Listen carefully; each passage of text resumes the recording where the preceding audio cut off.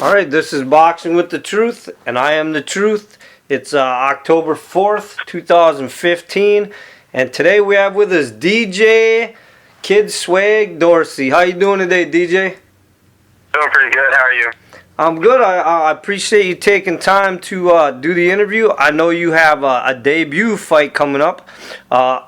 And for people that aren't familiar with that, that means you're just starting your pro career. So your record is actually 0-0-0. And we're going to talk about that in a minute. Your pro fight's actually October 24th. And I know you mentioned to me before that you were actually supposed to have a pro fight a couple times, and they got canceled and things like that, correct? Yes. Okay, now you actually are fighting in the Cruiserweight division, and you're age 23. And something that you just brought to my attention is you're actually 6'6". That's really tall for a cruiserweight, right? Yeah, it's actually really tall for a lot of boxers nowadays. Well, I mean, except unless you're Klitschko and you fight at the heavyweights, but... Yeah, heavyweight. I mean, there's a lot of heavyweights that are 6'6". So now you're fighting out of Sacramento, California? Yes. Okay, now who are you signed by right now? I'm actually signed by nobody. Okay. So anybody that's listening and, if they get a chance to see your fight October 24th, you're a free agent. Yep. And so now tell me a little bit about your background. Well, I moved back out to Sacramento about 2 to 3 years ago from Colorado, and I boxed out there for about, I want to say about 3 years. And, I got pretty well around out there. Ended up the limit training center, trained with some guys there. And then won state gold medals in 2012 out in Colorado Springs. And then, I just moved back out here and ended up getting signed last year to a company out of New York. And they didn't produce the fights that they promised that they were going to produce. And so I got out of that contract because of that, because they said it was just too hard to get a guy like me fight who can just fight anybody. They're like, nobody wants to fight a guy that's 6'6", that can come down weight, that can go up weight, and look like just basically anybody who came across the table. So I just said, fine, I'll do it myself. Okay, but now you're talking about doing it yourself. Now that's kind of hard. Are you looking for somebody to sign you though? I am looking for somebody. Eventually, if somebody wants to put in the time and the effort, then yeah, I want somebody to sign me. But I mean, I didn't really like the first experience I had with being signed. For a year I was signed, and I didn't really, they schedule fights. Let's say, oh, we got a fight for you, and then they'll be like, oh, the guy doesn't want to fight you because you're too tall. It's like, you're using my height as a way of getting me around, and I can't go anywhere if you're not getting in the fight or find people that will fight me. Okay. So now, how was your amateur career? Tell me about that a little bit. What was your amateur record, if you remember? I actually don't remember. Do you have an estimate? Can you guess? I don't even remember. I had about 50. I believe 50. Okay. And you just mentioned you won the Golden Gloves before, and you moved from Colorado out to California. Yeah. So how's the boxing experience been out in California for you? Are you boxing with any big name guys? Are you sparring and training with anybody? Training with Kenny Brooks. That's my coach. He trains me now. That's the only big name person that was a pro that I know. Basically, I trained with Otis Griffin for a little bit, for a while actually. He was a good boxer. He knew how to give me a lot of work.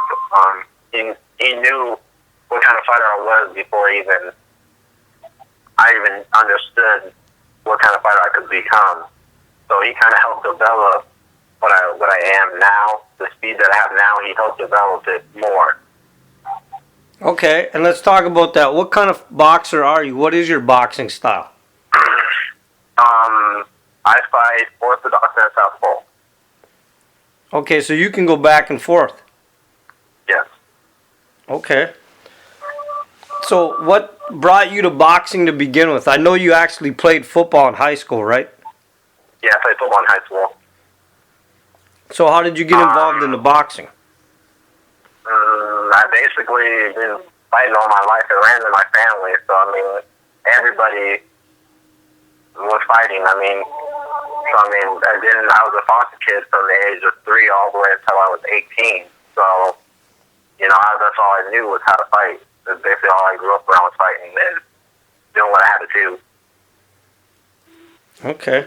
So what type of what boxers are out there right now that you kind of look up to out there that you try to emulate? Is there anybody out there that you're a big fan of? Honestly, I only try to emulate the old school boxers. Maybe Hitman Hearns. That's mainly like one of my big idols right there. That's basically it. Like old school boxers, I actually like the way that they fought. I like the way that how they boxed. I mean, nowadays when I look at boxing, it's not boxing to me. Okay, and what do you mean by that? It's just I'm used to the old school way of boxing. I mean, everybody trained me to be an old school fighter. And so with everybody that's trained me, they've always put that out there. We want you to fight like this at the category group. So when I look at it, these are guys who came out there and fought their heart out. And now when I watch it and I actually look at a lot of these boxers that are up and coming and always going around the cars and running around, and it's a lot of too much flashy for me, if that's why I look at it. Okay, so you're basically a humble fighter is what you're saying. Yeah. Okay, do you have any like habits or rituals that you do before a fight?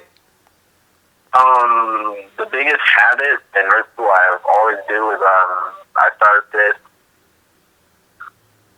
Will probably be when once they go, I started praying a lot and staying up before a fight.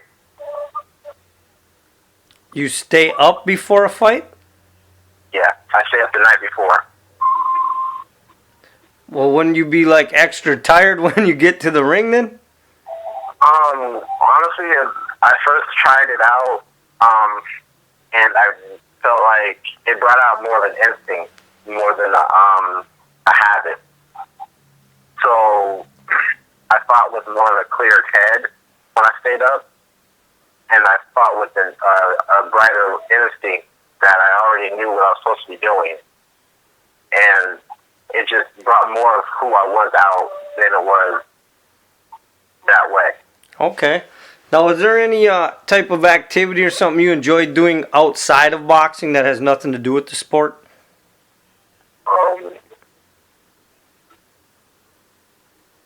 I play games. I mean, I like gaming when I don't have, if I'm on free time and if I'm on my downtime, I play games. Okay. So tell me what being a pro boxer, now that you're about to get in the ring for your first debut, what does that mean to you when somebody says you're a pro boxer? To me, it means I've done that. I've changed. I don't know really. Like I don't feel different. To be honest,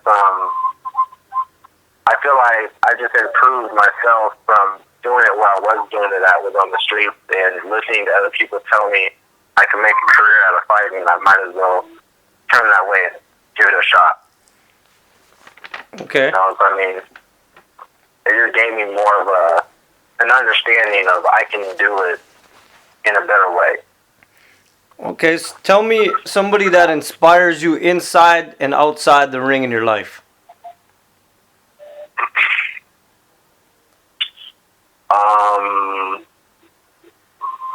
My great grandmother.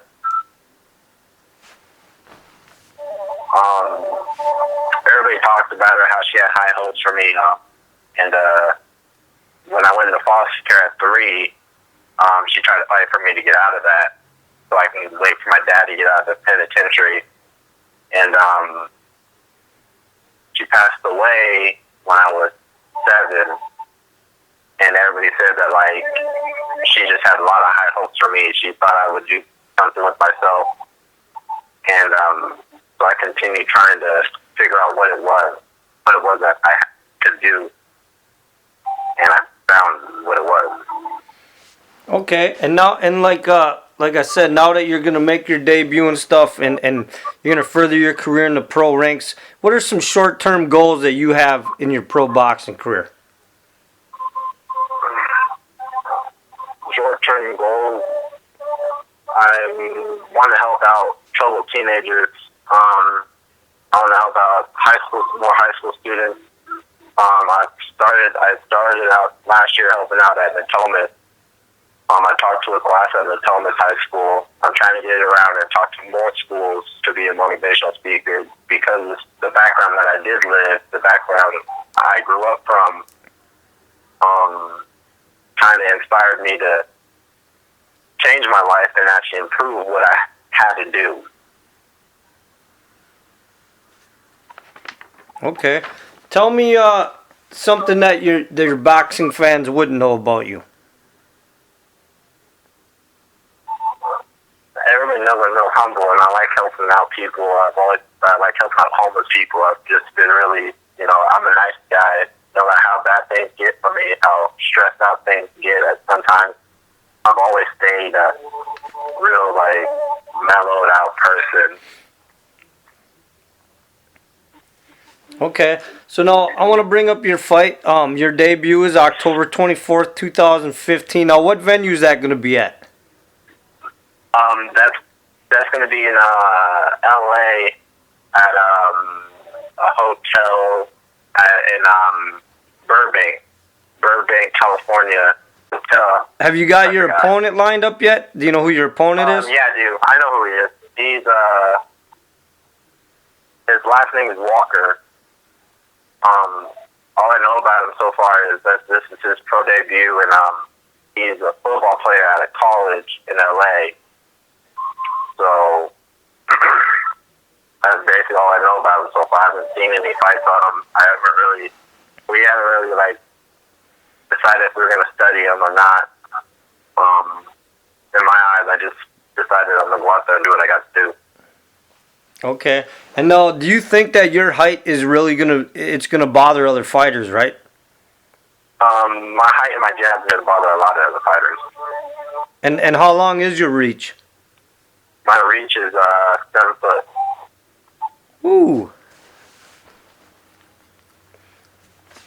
So, my reach will bother a lot of people if I use it the way it's supposed to be used.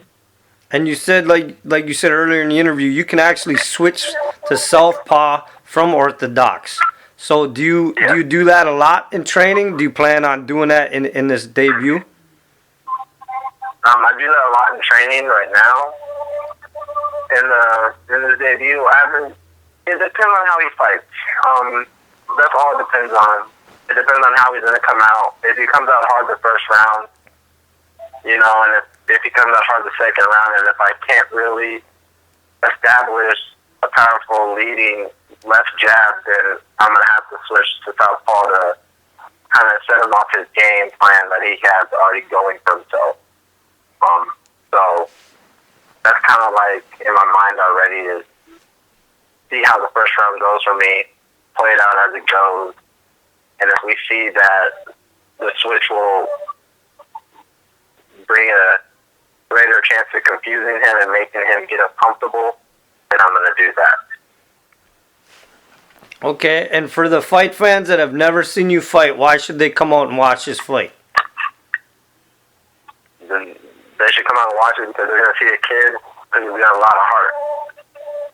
No matter what it was, I come out.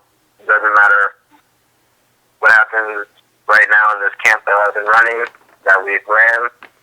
There's a lot of stuff that's going on, but I come out with a lot of heart, and they're not going to regret coming out and seeing a good fight. And speaking of camp, how's camp been going for you? It's actually going pretty good. Right now I've had to hit a tough spot in camp, but I've overcome it already. I've accepted it. my coach actually wanted to pull out of this fight because of the hard bump that we hit. But, you know, with me being who I am, I've told everybody that we're going to do this and we're going to keep going for it. We're going to keep doing what we have to do. And, you know, and he understands that at the end of the day, I'm the one in the ring fighting. You can't jump in and save me. So something personal came up and almost affected this fight. Is that what you're saying? Something personal on both ends of camp happened, and you know, and at the end of the day, you know, I'm still gonna come out and I'm gonna do what I have to do. Okay. Now, I know you said you want to talk to the kids more and you want to do a lot of that in your career. So I'm going to end the interview with this last question. Then, if a kid came into the gym tomorrow, what type of advice would you give them about being a boxer? What kind of advice I usually, every kid that comes in that talks to me is that I ask questions about it is, you know, this is a sport that we really don't get time off. We don't take breaks much. You know, so they have to come in with a lot of dedication. They have to understand that it's a sport that you're going to get hit. And if you can't already handle getting hit, you know, I recommend there's other sports out there for you that are better. Okay. Well, listen, once again, I want to promote your fight. Your debut is October 24th, 2015. It's in Los Angeles. I'm sure the card is probably stacked with other great fighters as well. Anybody that's in the LA area that loves boxing, that loves guys coming out doing their debut, DJ Dorsey's going against a guy named Walker. He's going to have his debut as well. So, you know, somebody's got to take a win and somebody's got to take a loss. So please go out and watch this fight. And like I said, there's probably going to be plenty of other fights on the card as well. He is fighting at Cruiserweight right now, and he's 6'6". And that's pretty tall for a lot of guys. And a lot of guys do not want to fight a guy 6'6" or with a reach that's as long as his. So definitely go out and enjoy some fights.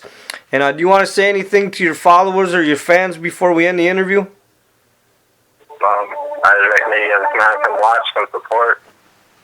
You know, and come out and support Xavier too. He's fighting on the same card, so. And who is that? Is that your is that somebody in your gym? It's a friend of mine he's 17 and this will be his third pro fight. We're both fighting on the same card for the first time, so it's gonna be a good night. That's all I have to say. All right. Yeah, two Sacramento kids coming out doing what we gotta do. All right, and the truth has spoken.